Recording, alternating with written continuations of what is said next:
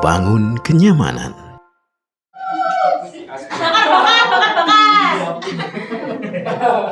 Cok ya.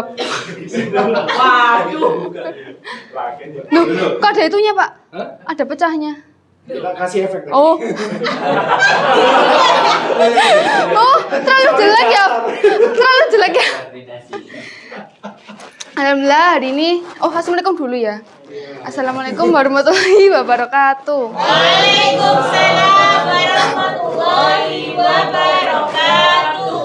Alhamdulillah hari ini saya diberi kesempatan untuk mengisi inspirasi hari ini.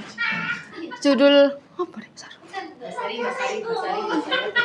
Untuk judulnya ini, pekerja yang keren berbanding lurus dengan deadline. Wes gak usah diwaca. Main game tadi. Loh, konsepnya seperti mainan. Mainan.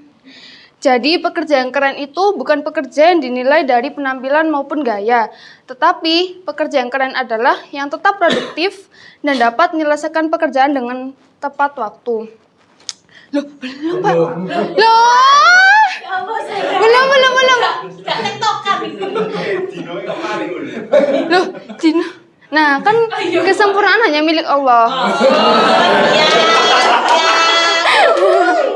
Kok fokus ya? Gak asik.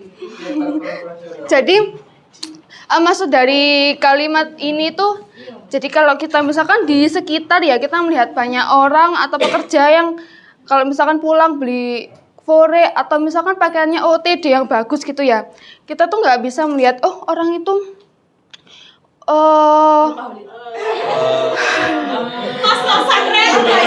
aku nggak pernah se-japing ini soalnya.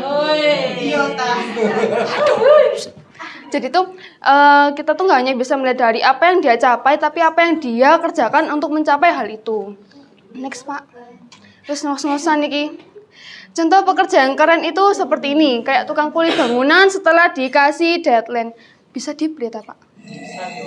Nah, dilihat dulu.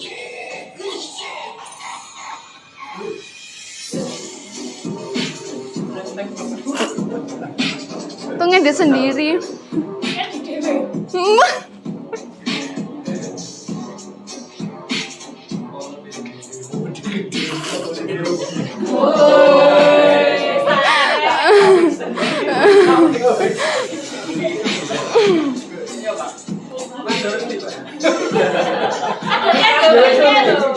Direkod mesti nih.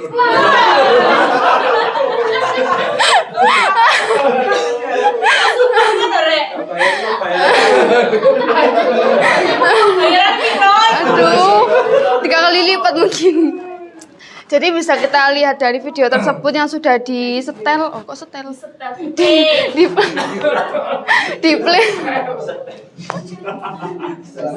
Astagfirullah.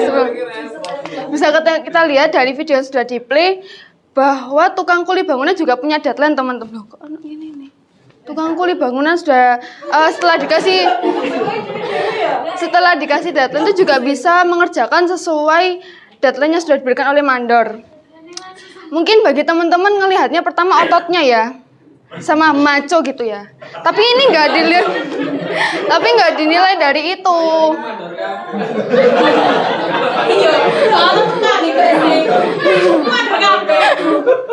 Popai semuanya. Jadi, kok ngono maksudnya?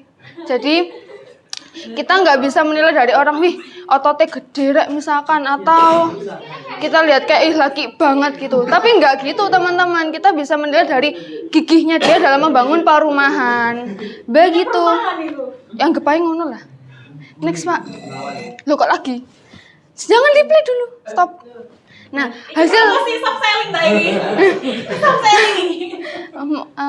hasil dari kegigihan dalam bekerja itu sesuai deadline. Waduh, gak beri nih.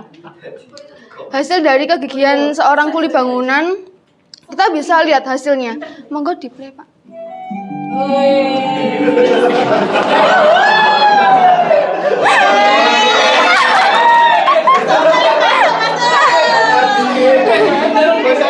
Bayarannya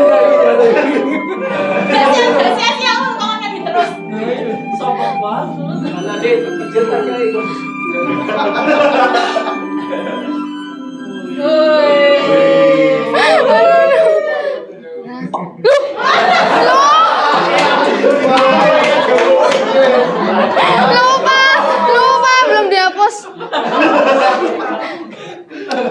Jadi bisa kita simpulkan, mari kira.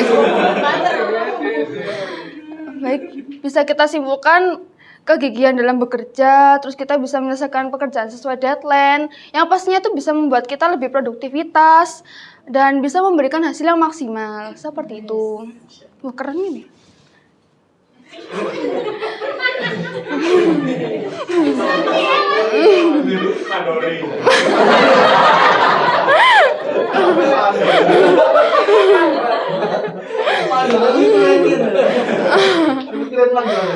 Itu kan pekerja yang keren.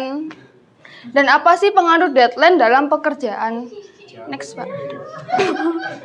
Pengaruh deadline ada 2. Pertama, pengaruh positif dan pengaruh negatif.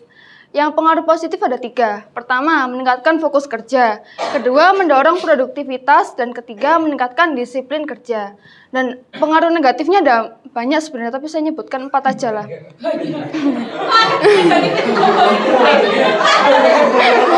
Loh, sesuai diri sendiri. Bahasa pencitraan ini bahasa hati gitu. Jadi pertama bikin stres pastinya, bisa burn out. Terus ketiga bikin pusing, yang keempat bikin asam lambung. Ini kelap mangan itu Rek. Nek kakek kopi yo asam lambung. Nah pasti kita tuh pasti lebih cenderung ke sini ya. Nah apa sih yang kita butuhin? Solusi. Next Pak. Solusi bersaudara. Nah solusinya memang pekerjaan yang menumpuk bisa bikin stres, asam lambung dan banyak banget. Tetapi kita harus bisa mengatur dan membagi pekerjaan mulai dari yang paling sederhana sampai yang paling kompleks. Jika pekerjaan telah terbagi, kemungkinan besar stres bisa berkurang dan pekerjaan dapat kita selesaikan dengan tepat waktu dan terstruktur. Gitu. Sudah Pak, next. Kesimpulan. Nggak apa-apa banyak deadline, nggak apa-apa lembur, yang penting lemburan cair. Sudah, hanya itu saja. Assalamualaikum warahmatullahi wabarakatuh.